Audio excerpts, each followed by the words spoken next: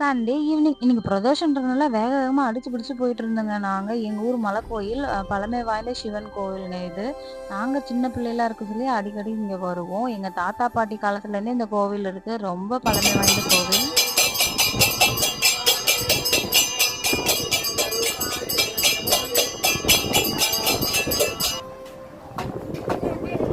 அப்படியே கொஞ்ச நேரம் காத்தாட உட்காந்தாச்சு. அப்படியே வியூ பாயிண்ட்டும் பார்க்கறோம்னு சொல்லிட்டு கீழ எங்க ஸ்கூல் இருக்கு. அப்படியே அதையும் பார்த்துட்டு 2, 3 ட்ரெயின் போச்சு. அதையும் பார்த்துட்டு வந்தேன்.